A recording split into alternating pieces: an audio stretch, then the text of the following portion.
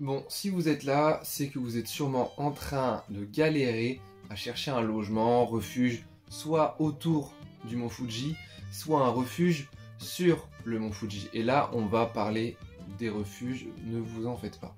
On commence déjà par le logement autour, voilà, on commence par la base. Forcément, quand on veut monter le mont, je vous donne aussi mes conseils, c'est de se poser en bas, de faire une nuit avant ou alors une nuit pour après pour se reposer.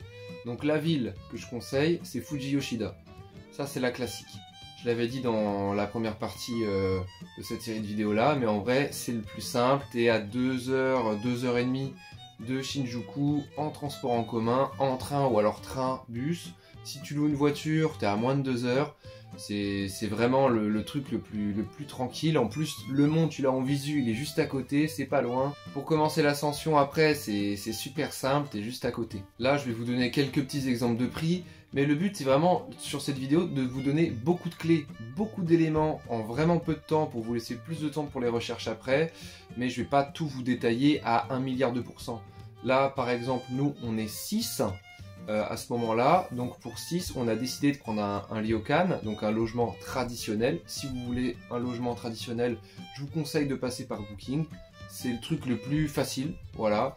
Et nous, on a pris 3 jours de nuit en bas, tu vois. Même s'il y a une nuit qu'on va passer sur le mont, on va laisser le gros de nos affaires là. Enfin voilà, ça c'est pas un problème. Donc, combien on a payé, c'est ce qui vous intéresse sûrement. Pour un ryokan avec genre onsen, voilà, un truc traditionnel vraiment top, hein, un peu paumé en forêt, sympa, autour de Fuji Yoshida, juste à côté, tu vois. On a payé 520 €, mais pour 6 et pour 2 nuits, tu vois. Donc ça fait vraiment très peu cher. Donc on va faire la division de tête, hein. Ça fait 86 qu'on a payé chacun. Et comme il y a 2 nuits, ça fait 43 chacun, quoi, la nuit. Ce qui vraiment est que dalle. C'est pas un petit logement éclaté qu'on a pris un appart pourri, hein. Là, c'est vraiment un truc de fou. Vraiment de vacances. Et c'est traditionnel, machin, tout ça. Voilà, il y en a qui cherchent ça, tu vois. Ensuite, pourquoi un refuge après sur le mont Fuji? Pourquoi un refuge? Si vous êtes là, c'est que sûrement vous savez pourquoi, mais je vais réexpliquer quand même. Depuis l'année dernière, le mont Fuji, en fait, on peut plus y aller quand on veut. Avant, on pouvait, en fait. Maintenant, on ne peut plus. Il y a des horaires journalières où on peut monter pour éviter qu'il y ait des gens qui se perdent, des gens qui se blessent, qu'il y ait des gens la nuit, tout ça. Pour qu'il y en ait le moins possible, en fait, ils ont ouvert le mont au public, donc sur une phase l'été que j'ai expliqué en première partie. Mais c'est de 3 heures du matin à 14 heures. Sauf que le truc souvent qu'on veut faire quand on va sur le mont Fuji, c'est de voir le lever de soleil. Ça, c'est le Graal, un petit peu tout le monde veut faire ça. Le problème, c'est qu'il faut partir la nuit ou assez tard pour pouvoir peut-être faire une pause en haut et se lever pour le lever du soleil, ou alors juste partir très tard et arriver en haut sans repos, direct, pour le lever de soleil. Ça, on peut plus le faire en fait. À moins que justement, on justifie en bas, en fait, avant de commencer son ascension, d'avoir réservé un logement en haut pour qu'on soit en sécurité, quoi. Donc forcément, là, l'objectif, c'est d'avoir un logement, un refuge de haute montagne pour pouvoir voir ce lever de soleil. Si jamais tu t'en fous de voir le lever de soleil, si juste tu vas aller en haut, c'est possible, hein. Tu peux juste te mettre le défi de gravir le sommet. Faut pas t'en faire. Si tu pars entre 3h et 14h, je sais pas, tu pars à 10h par exemple, tu vois. Tu pars à 10h, préparé, équipé. Bah, tu peux gravir comme ça. Voilà, tu payes quand même tes droits d'entrée 4000 yens, peu importe ton chemin cette année. Et tu peux monter, quoi, pas de souci. Il n'y a pas à t'en faire. T'es pas obligé en vrai d'avoir un refuge si tu veux monter un. Attention, t'es pas obligé, vraiment pas. C'est si tu veux partir à un horaire précis, donc plus tard que 14h et plus tôt que 3h du matin. Si jamais t'es pas concerné, t'en fais pas. Voilà, tu peux continuer tes petites recherches, poser. Donc alors, du coup, le refuge. Là, ça c'est le truc qui est galère. Moi j'ai galéré, c'est sur internet, faut aller loin, faut chercher de fou. En français, il y a vraiment peu d'articles, il n'y a pas grand chose. Et spoiler, on peut pas réserver en français, hein. Voilà. Et en anglais, à peine. C'est des sites japonais bien vieux, bien année 2004. Là, je sais pas, on comprend rien dessus. Et déjà, avant de parler du site, parce que oui, je vais vous donner le site où aller, tout ça, machin.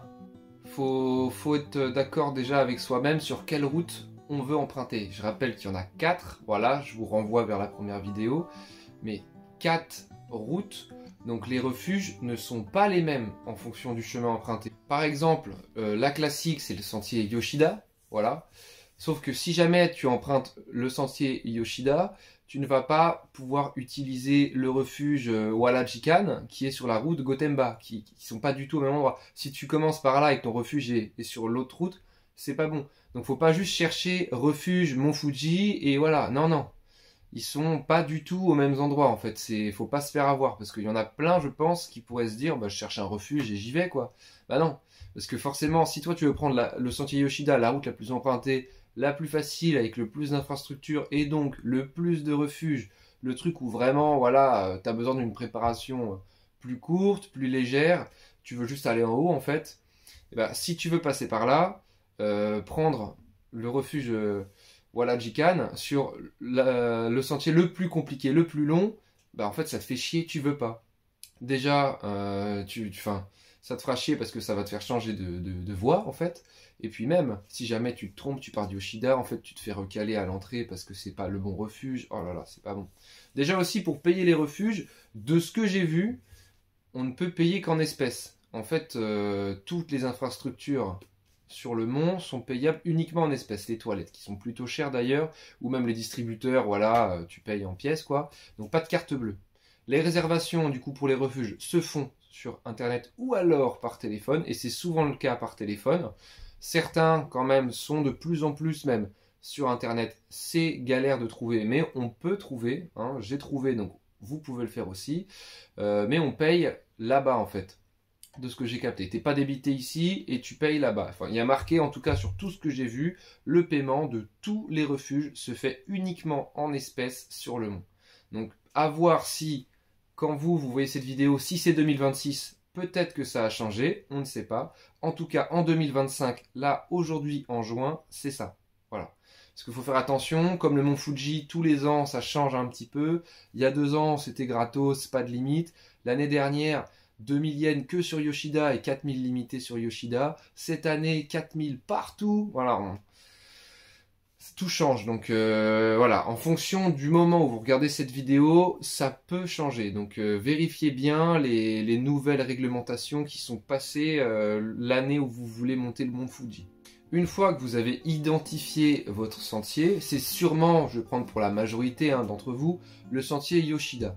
Donc là, voilà, je vais vous gratter du temps. Je vous affiche tous les refuges dispo sur Yoshida. Voilà, ils sont tous là. Donc ils sont plus ou moins hauts quand même, 7e, 8e station, faudra pas mal monter. Et ensuite, par exemple, je sais pas, le lever de soleil, on va dire un truc au hasard, c'est 4h30. Et bah, tu te dis, il faut 1h30 pour monter les derniers mètres. Tu te lèves à 2h30, tu pars à 3h, tu vois.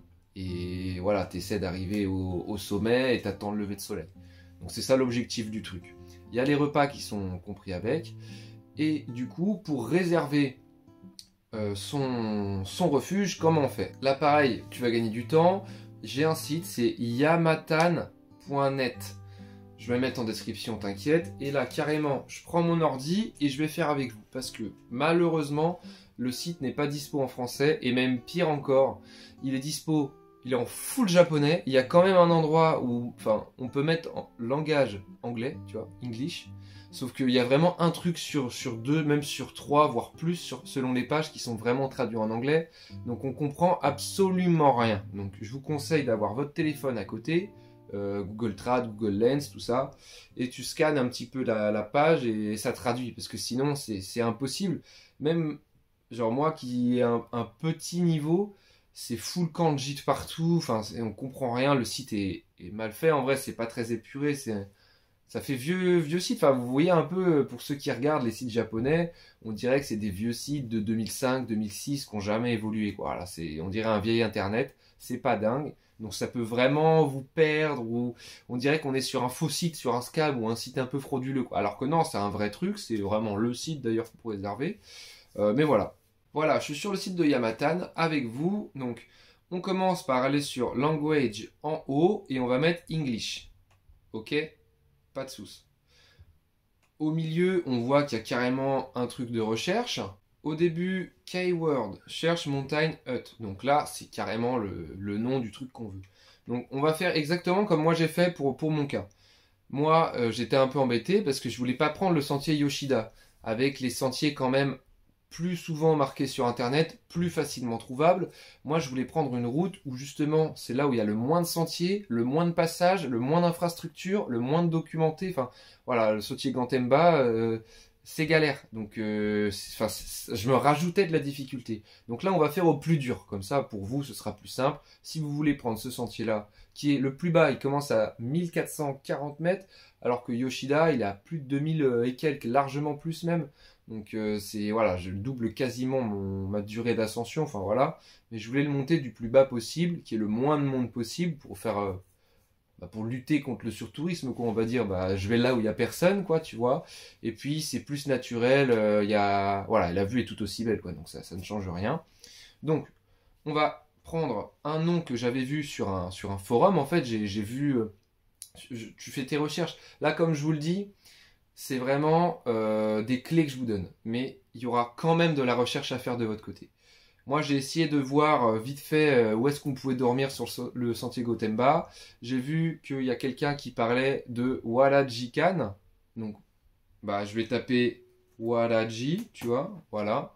Donc, je veux ce refuge-là, parce qu'apparemment, c'est un refuge. Bon, voilà, maintenant que vous avez utilisé votre téléphone, Google Lens et traduit un petit peu tout ça, ce qu'il faut mettre, du coup, c'est là, pareil, je vous affiche un truc, parce que pareil, si jamais on valide, imaginez, on fait rechercher, il y a une autre page qui s'affiche, où en fait, la barre de recherche se met sur le côté gauche, comme là, en fait, ce qui s'affiche chez vous, et c'est un petit peu les mêmes menus. Donc, pareil, Walaji.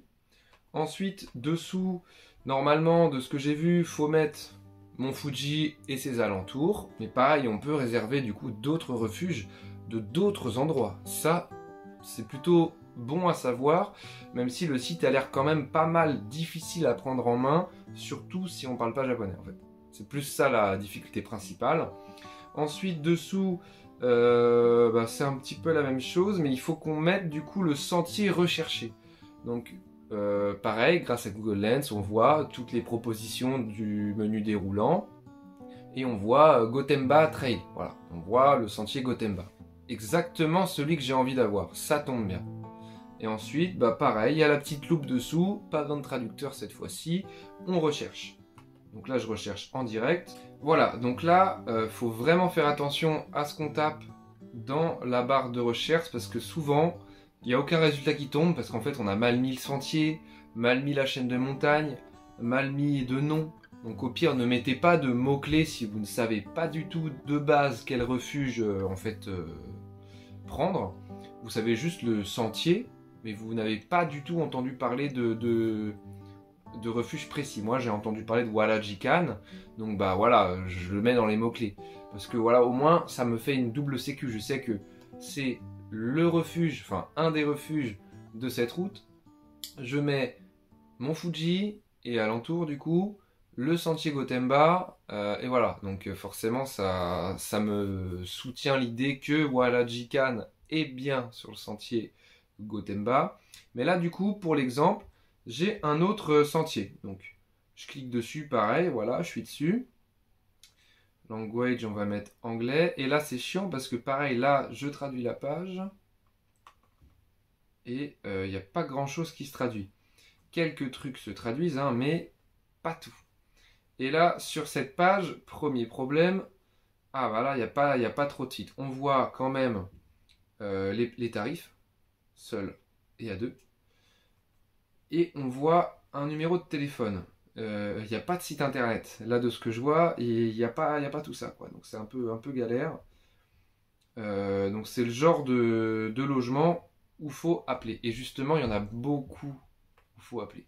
Là, sur cet autre exemple, du coup, c'est la page où il y a les fameux Walajikan, voilà, enfin où il y a le sentier Gotemba, le refuge que je veux prendre.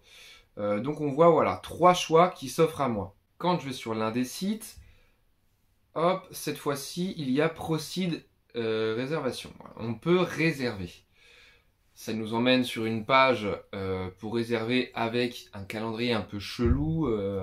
Ça se voit que c'est... Voilà, enfin je sais pas, c'est pas un truc, le site n'est pas étudié pour que ce soit ultra ludique. Mais pareil, du coup tu as année et mois. Donc bah, si tu veux partir, je sais pas moi, en septembre, bah tu comptes les mois, hop, bah 9, et bah tu mets 9. Donc il y a marqué 2025, 9. Là tu choisis tes jours. Tu te connectes, tu mets ton compte Google par exemple. Et ensuite, il te demande du coup de choisir si tu veux un repas ou pas.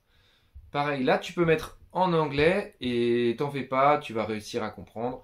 Il y a une option végétarienne, si on veut. Tout dépend des refuges, mais sur celui que j'ai, il y avait l'option végétarienne. Donc top. Tu choisis ensuite le nombre de personnes, mais en fonction de hommes ou femmes, parce que c'est sûrement un refuge où les femmes ne dorment pas avec les hommes, et ainsi de suite. Donc moi, bah, on est 6, j'ai mis 5 hommes, une femme. Tranquille. Là où je suis parti, du coup, pour le prix au total, ça m'a coûté 66 000 yens. Donc normalement, si jamais l'euro égale au yen, tout ça, machin, 660 balles. Sauf que le yen est dégueulasse par rapport à l'euro. Là, aujourd'hui, 66 000 yens, c'est 400 balles tout pile. Là où je tourne. Ça peut fluctuer, hein, c'est les taux de change, la conversion. Mais du coup, par personne, ça fait 66 balles, 66.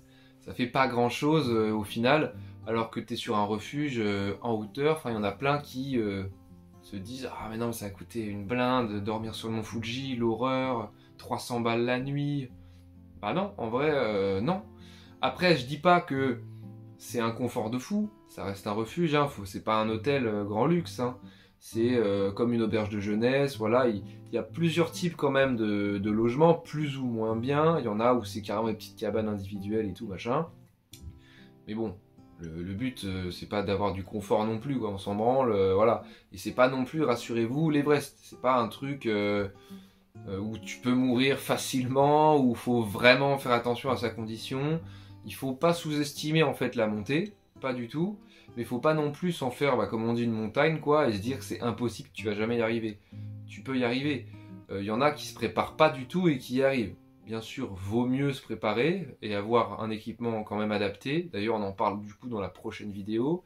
Mais vous pouvez le faire, et peu importe l'âge, hein, voilà, il n'y a pas d'âge à faire, que vous ayez 20 ans ou 40 ans, ou même 60 ans, ou même 75 ans, vous pouvez le faire, il n'y a pas de souci. Tous les ans, il y en a qui ont des records, genre le gars il a 95 ans, il est allé en haut, lui il a 102 ans, il est allé en haut, tu vois, enfin, lui il a 8 ans, il a réussi, il y en a un qui a ramené son chien, enfin facile quoi, tu vois. Donc voilà, comme je l'ai dit précédemment, je vous ai juste donné beaucoup d'éléments, beaucoup d'infos, beaucoup d'aide en fait pour que vous puissiez faire votre ESA, mais vous voyez c'est quand même assez galère, puis tout dépend finalement de la durée, combien de temps vous voulez un refuge, restez peut-être voilà, longtemps dans le refuge, enfin si tu veux rester vraiment la nuit complète ou juste quelques heures, donc tout dépend, quel sentier tu veux, quel mois tu pars, à combien vous êtes, tu veux manger, tu vois, tout dépend un petit peu.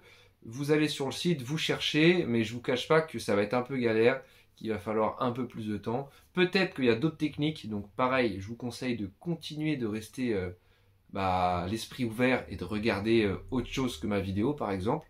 Mais au moins, voilà, vous avez appris un truc et vous êtes capable de réserver un refuge sur le mont Fuji. Là, vous pouvez le faire. Est-ce que c'est la meilleure méthode? Je sais pas, mais en tout cas, vous êtes capable de le faire. Bon allez, force et bon courage pour les recherches les gars.